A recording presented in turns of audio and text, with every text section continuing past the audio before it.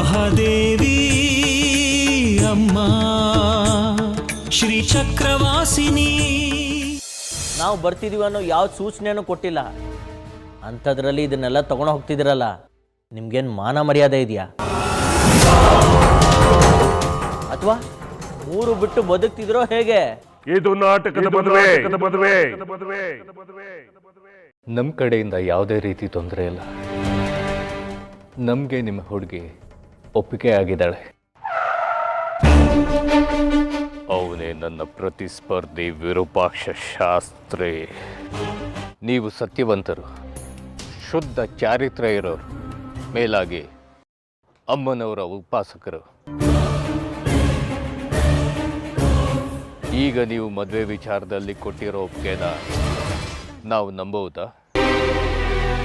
ನೀವು ಯಾವತ್ತೂ ಆಡಿದ ಮಾತಿಗೆ ತಪ್ಪವರಲ್ಲ ಅಂತ ನನ್ನ ಭಾವ ನಾರಾಯಣ ಶಾಸ್ತ್ರಿಗಳ ಹತ್ರ ಕೇಳ್ಪಟ್ಟಿದ್ದೆ. ಆದರೂ ನಮ್ಮ ಸಮಾಧಾನ ಕೇಳ್ತಾ ಇದ್ದೀನಿ. ಈಗ ನೀವು ಮದುವೆ ವಿಚಾರದಲ್ಲಿ ಕೊಟ್ಟಿರೋ ಒಪ್ಪಿಗೆನ ನಾವು ನಂಬುವುದಾ? ಇದರಲ್ಲಿ ಯಾವುದೇ ರೀತಿ ಬದಲಾವಣೆ ಇಲ್ಲ ತಾನೆ? ಯಾಕೆ ಹೀಗೆ ಕೇಳ್ತಿದ್ದೀರಿ? ನಾನು ಯಾಕೆ ಹೀಗೆ ಕೇಳ್ತಾ ಇದ್ದೀನಿ ಅಂತ ಅಂದರೆ, ನಮಗಿಂತ ಒಳ್ಳೆ ಸಂಬಂಧ ಬಂತು ಅಂತಾನೋ, ಇನ್ನೊಂದು ಸಂಬಂಧ ನಮಗಿಂತ ಹೆಚ್ಚು ಲಾಭದಾಯಕ ಅಂತಾನೋ, ಅಥವಾ ಯಾರ್ದೋ ಒತ್ತಡ ಅಂತಾನೋ ನೀವು ನಿಮ್ಮ ನಿರ್ಧಾರವನ್ನು ಬದಲಾಯಿಸೋದಿಲ್ಲ ತಾನೆ?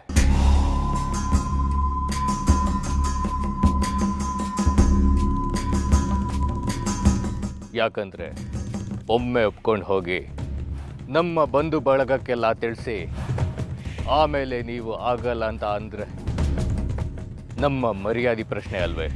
ಎಂಥ ಮಾತಾಡ್ತಾ ಇದ್ದೀರಿ ನೀವು? ನಿಶ್ಚಿಂತೆಯಿಂದ ನನ್ನ ಮಾತಿನ ಮೇಲೆ ನಿಲ್ಲಬಹುದು. ನಮಗೆ ಯಾರಿಗೂ ಹಣದ ದಾಹ ಇಲ್ಲ, ಲಾಭ ನಷ್ಟದ ವ್ಯವಹಾರದ ಚಿಂತೆ ಮೊದಲೇ ಇಲ್ಲ. ಇನ್ನು ಋಣ ಹಂಗು ಅಂತ ಏನಾದರೂ ಇದ್ದರೆ ಅದು ಆ ತಾಯಿ ಜಗನ್ಮಾತೆದು. ಹಾಗಾಗಿ ನಮ್ಮನ್ನು ನಂಬಬಹುದು. ಒಳ್ಳೆ ಸಂಬಂಧ ಬಂತು ಅಂತ ಮಾತು ಬದಲಾಯಿಸೋದಕ್ಕೆ ನಾನು ಯಾರು? ಅಮ್ಮನವ್ರ ಸಂಕಲ್ಪ ಹೇಗಿರುತ್ತೋ ಹಾಗೆ ನಡೆಯುತ್ತೆ.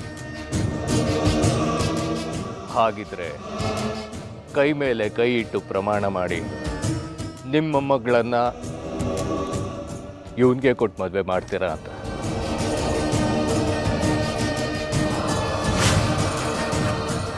ನಾನು ಅಮ್ಮನವ್ರಿಗೆ ಬಿಟ್ಟು ಇನ್ಯಾರಿಗೂ ಮಾತು ಕೊಡೋಲ್ಲ.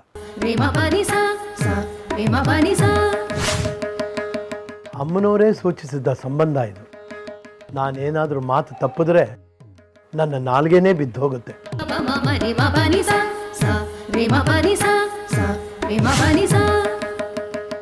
ಸಾಕ್ಷಾತ್ ತ್ರಿಪುರ ಸುಂದರಿ ಅಮ್ಮನವ್ರ ಮೇಲೆ ಆಣೆ ಮಾಡಿ ಹೇಳ್ತಾ ಇದ್ದೀನಿ, ನಾನು ಜಾಜಿನ ಸುಖಧರನಿಗೆ ಕೊಟ್ಟು ಮದುವೆ ಮಾಡೋದು.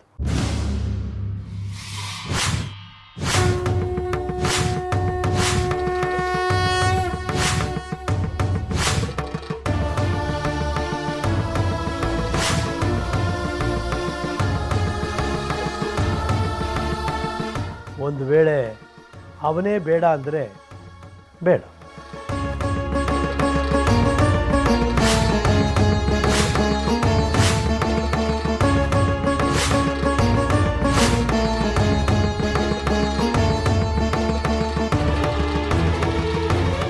ನಿಮ್ಮ ಮಾತು ಕೇಳಿ ತುಂಬ ಸಂತೋಷ ಆಯಿತು. ಸರಿ, ಹಾಗಿದ್ರೆ ನಾವಿನ್ನು ಬರ್ತೀವಿ. ಒಳ್ಳೆಯದು.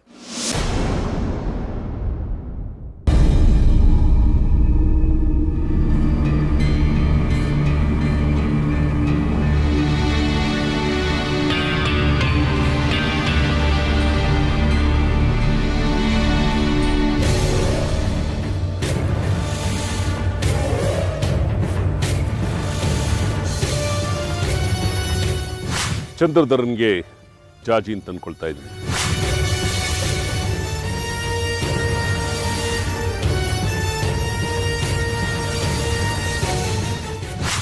ಅವನು ಒಪ್ಕೊಂಡಿದ್ದಾನೆ.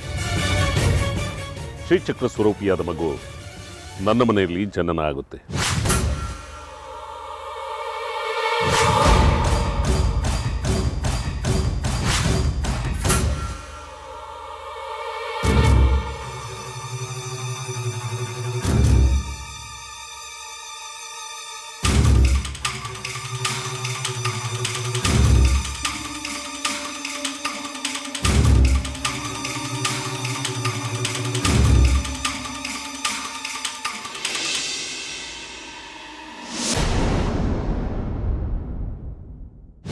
ನಿನ್ನ ಯಾವ ಕರುಣೆ ಅವಶ್ಯಕತೆಯೂ ನನಗಿಲ್ಲ.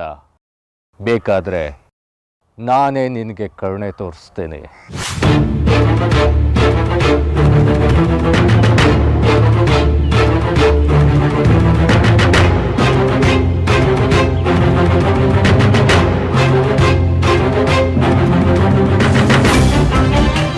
ಚಂದ್ರಧರ, ನಡಿ ಹೋಗೋಣ.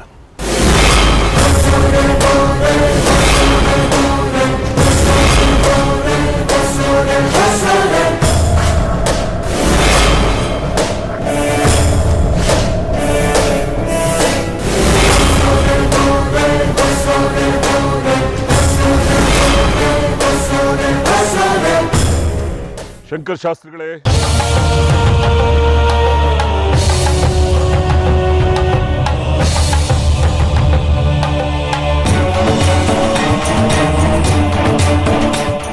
ಇದೇನು ವಿರೂಪಾಕ್ಷ, ಇಲ್ಲಾಕೆ ನಿಂತುಬಿಟ್ಟೆ? ಒಳಗೆ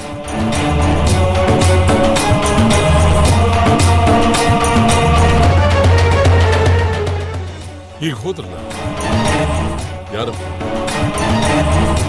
ಅದನ್ನು ಹೇಳ್ತೀನಿ, ನೀನು ಮೊದಲು ಒಳಗೆ ಬಾ.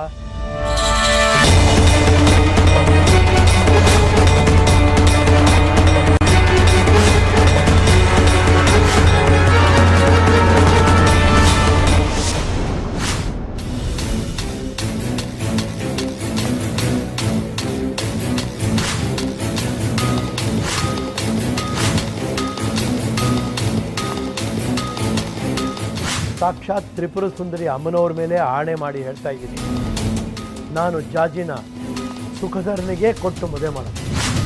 ಆ ಶಾಸ್ತ್ರಿಗಳು ಮಾತು ಕೊಡಬೇಕಾದ್ರೆ ಆ ಸುಖದರನ ಜೊತೆನೆ ಮದುವೆ ಮಾಡ್ತೀನಿ ಅಂದ್ಬಿಟ್ರಲ್ಲ ಗುರುಗಳೇ. ನನಗೂ ಅದೇ ಚಿಂತೆ. ಚಿಂತೆ ಬೇಡ ಗುರುಗಳೇ, ನಾನೇ ಸುಖದರ ಅಂದಮೇಲೆ ಆ ಹುಡುಗಿ ಮದುವೆ ನನ್ನ ಜೊತೆಲೆ. ಅಯ್ಯೋ ಪೆದ್ದ, ನಾನೇ ಹೇಳ್ತೀನಿ ಕೇಳು. ಒಂದ್ ಹುಡ್ಗ ಒಂದ್ ಹುಡ್ಗಿನ ಇಷ್ಟಪಟ್ರೆ ಅದಕ್ಕೆ ಪ್ರೀತಿ ಅಂತ ಅರ್ಥ. ಯಾವತ್ತಿದ್ರು ನಿನ್ನ ಟವಲ್ ಕೊಡೋದು ನಾನೇ. ತಗೋ.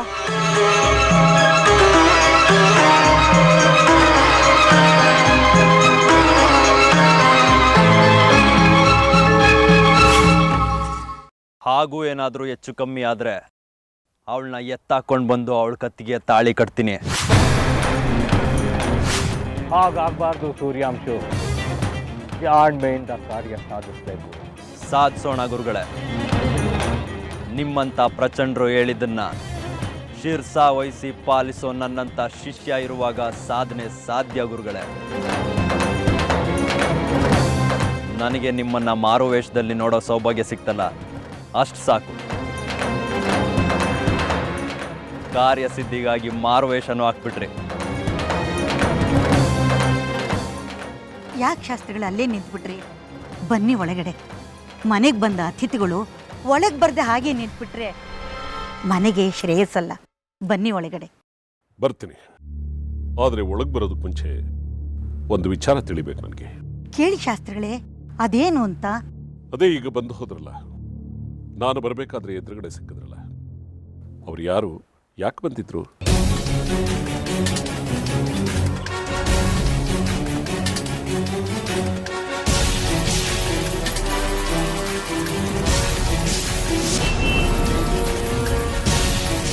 ಗುರಿ ಸ್ಪಷ್ಟವಾಗಿದ್ರೆ ಗುರಿ ತಲುಪೋದಕ್ಕೆ ನಾವು ಏನು ಬೇಕಾದರೂ ಮಾಡೋದಕ್ಕೆ ಸಿದ್ಧ ಇರಬೇಕು ಸೂರ್ಯಾಂಶು. ಶಕ್ತಿಯಿಂದ ಆದರೆ ಶಕ್ತಿ ಪ್ರಯೋಗ, ಯುಕ್ತಿಯಿಂದ ಆದರೆ ಯುಕ್ತಿ ಪ್ರಯೋಗ. ಯಾವ್ದ್ಯಾವ್ದನ್ನ ಎಲ್ಲೆಲ್ಲಿ ಬಳಸಬೇಕು ಅನ್ನೋದು ನಮಗೆ ಚೆನ್ನಾಗಿ ಗೊತ್ತಿರಬೇಕು. ಅದು ಗೊತ್ತಿದೆ ಗುರುಗಳೇ. ನಾನು ಚಿಕ್ಕವನಿದ್ದಾಗ ಮಾವನಹಣ್ಣಿಗೆ ಆಸೆ ಪಟ್ಟೆ. ಮಂತ್ರಶಕ್ತಿಯಿಂದ ಮಾವನಹಣ್ಣು ಉದುರಿಸ್ಕೊಳ್ಳೋ ಶಕ್ತಿ ಇದ್ರು ಮರ ಹತ್ತಿ ಮಾವನಹಣ್ಣು ಕೀಳೋದನ್ನ ಹೇಳ್ಕೊಟ್ರಿ. ಎಲ್ಲೆಲ್ಲಿ ಯಾವ್ಯಾವ ವಿದ್ಯೆ ಬಳಸಬೇಕು ಬಳಸಬಾರ್ದು ಅನ್ನೋದನ್ನ ನಿಮ್ಮಿಂದನೇ ಕಲ್ತ್ಕೊಂಡೆ ಗುರುಗಳೇ. ಕೇವಲ ನನ್ನ ಒಂದು ಮಾತಿಗೆ ಬೆಲೆ ಕೊಟ್ಟು ಬಂದಿಯಲ್ಲ ಸೂರ್ಯಾಂಶು, ಧನ್ಯವಾದಗಳು. ನಿನ್ನಂಥ ತಮ್ಮನನ್ನು ಪಡೆಯೋದಕ್ಕೆ ನಾನು ಧನ್ಯ. ನೀವ್ಯಾಕೆ ಧನ್ಯವಾದ ಹೇಳ್ತೀರಿ ಗುರುಗಳೇ? ನಿಮ್ಮ ಕಾಲಿನ ಧೂಳು ನಾನು. ನೀವು ಈಗ ನನ್ನನ್ನು ಮುಜುಗರ ಮಾಡಬಾರ್ದು. ಹೇಳೋಣ ಎಲ್ಲ ನಾನು ನಿನಗೆ ವಿವರವಾಗಿ ಹೇಳ್ತೀನಿ. ಮೊದಲು ನೀನು ಒಳಗಡೆ ಬಾ. ಸರಿ.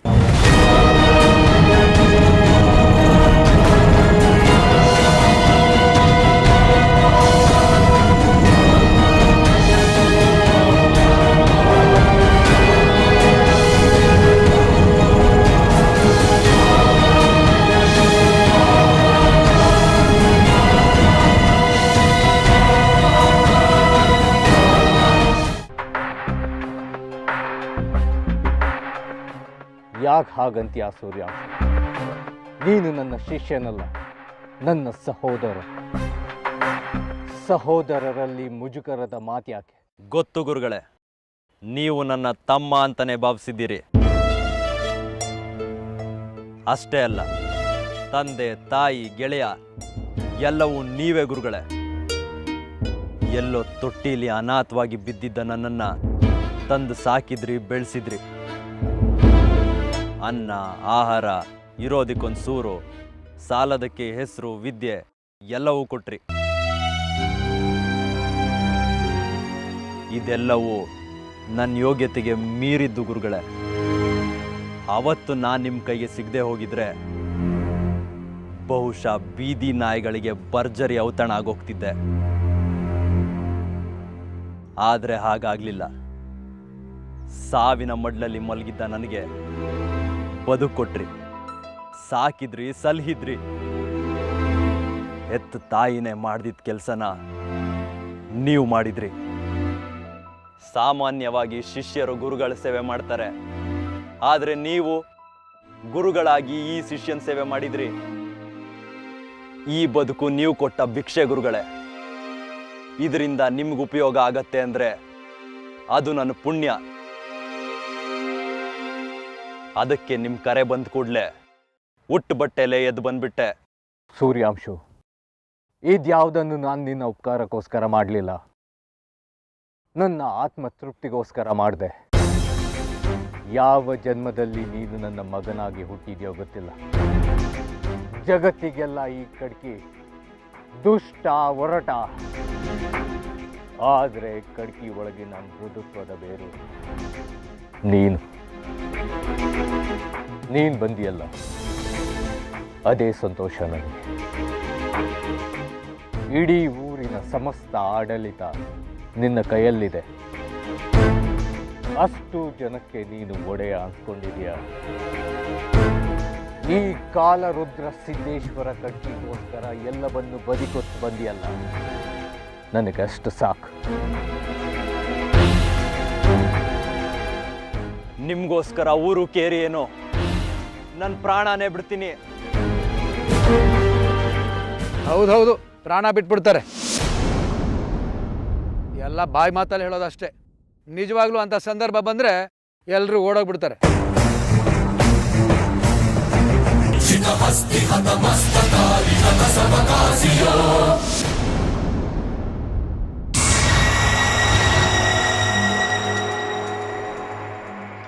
ಮಣಿಕಂಠ,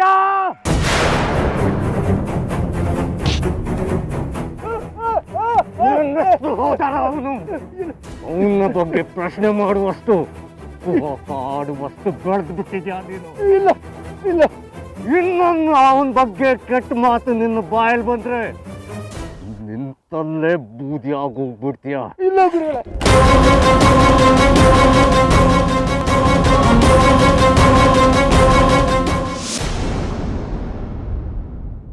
ಬನ್ನಿ ಕೂತ್ಕೊಳ್ಳಿ.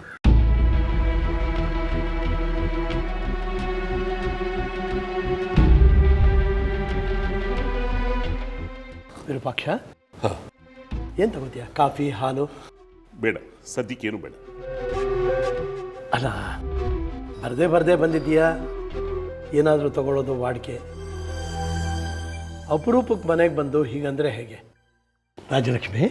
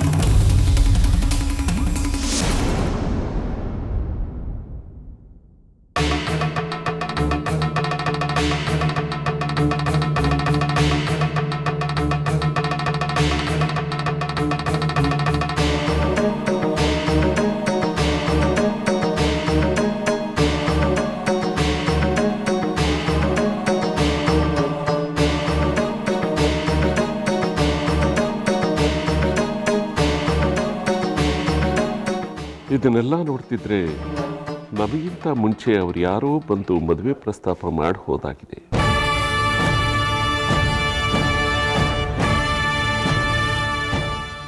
ಅಂದಮೇಲೆ ನಾನೀಗ ಜಾಜಿನ ಕೊಡ್ತೀರಾ ಅಂತ ಕೇಳಿದ್ರೆ ಉಪಯೋಗ ಇಲ್ಲ, ಮರ್ಯಾದೆನೂ ಇರೋದು.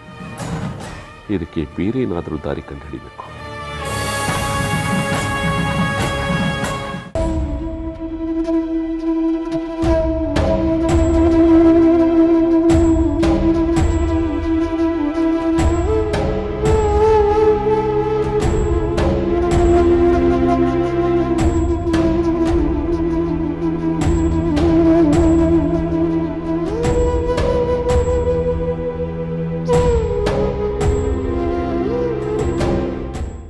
ಯಾಕೆ ಸೂರ್ಯ ಹೀಗೆ ಮಾಡಿಕೊಂಡೆ?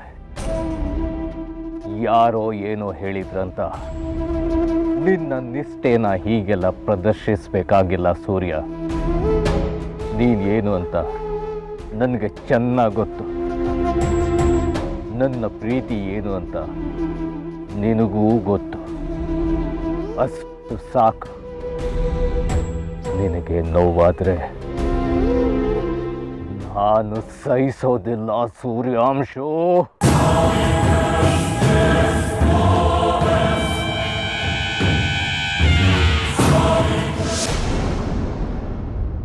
ಅಲ್ವೇ ಅಕ್ಕ, ಈ ಶಾಸ್ತ್ರಿಗಳು ಯಾವತ್ತೂ ಯಾರ ಮನೆಗೂ ಸುಮ್ಮನೆ ಹೋದೋರೇ ಅಲ್ಲ.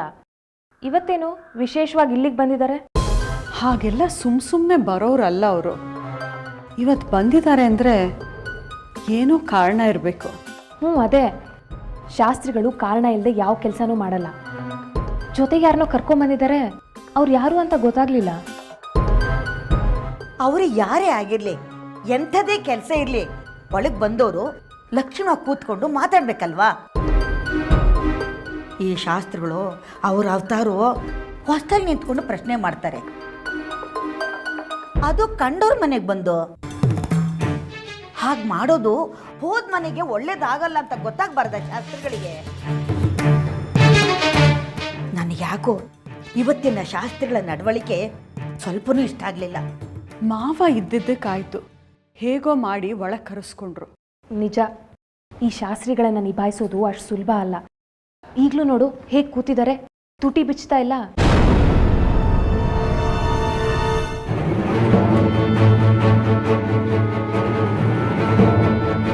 ನಂಗನ್ಸುತ್ತೆ ಅವ್ರ ಮನಸ್ಸಲ್ಲಿ ಏನೋ ಇದೆ, ಆದರೆ ಹೇಳ್ತಾ ಇಲ್ಲ.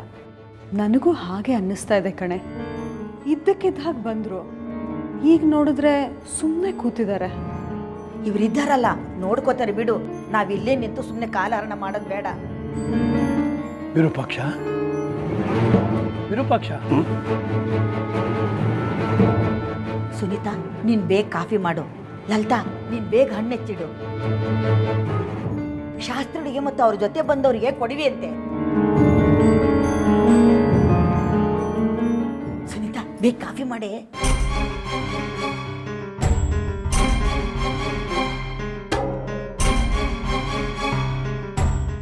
ಏನು ಇಷ್ಟು ಗಂಭೀರವಾಗಿ ಕೂತ್ಬಿಟ್ಟಿಯಲ್ಲ? ಏನು ಬಂದ ಕಾರಣ ಏನು ಅಂತ ಹೇಳು. ಸುಮ್ಮನೆ ಕೂತ್ಬಿಟ್ರೆ ನಮಗಾದರೂ ಹೇಗೆ ಗೊತ್ತಾಗಬೇಕು? ನಿಮ್ಮನೆಗೆ ಬರೋದಕ್ಕಿಂತ ಘನಕಾರಣ ಏನಾದರೂ ಬೇಕಾಗಿದೆಯಾ? ಸುಮ್ಮನೆ ಹೀಗೆ ಬಂದು ಹಾಗೆ ಹೋಗುವಷ್ಟು ಸಲಿಗೆ ಇಲ್ವಾ ನಿಮ್ಮ ಕುಟುಂಬದ ಜೊತೆ ನನಗೆ? ಅದಲ್ಲ ವಿರೂಪಾಕ್ಷ, ನೀನು ಹಾಗೆಲ್ಲ ಸುಮ್ಮನೆ ಬರೋಲ್ಲ ಅನ್ನೋದು ನಿನಗೂ ಗೊತ್ತು, ನನಗೂ ಗೊತ್ತು. ನಿನ್ನ ಇವತ್ತು ನಿನ್ನೆಯಿಂದ ನೋಡ್ತಾ ಇಲ್ಲ, ನೀನು ಹುಟ್ಟಿದಾಗಿಂದ ನಿನ್ನ ನೋಡ್ತಾನೇ ಇದ್ದೀನಿ.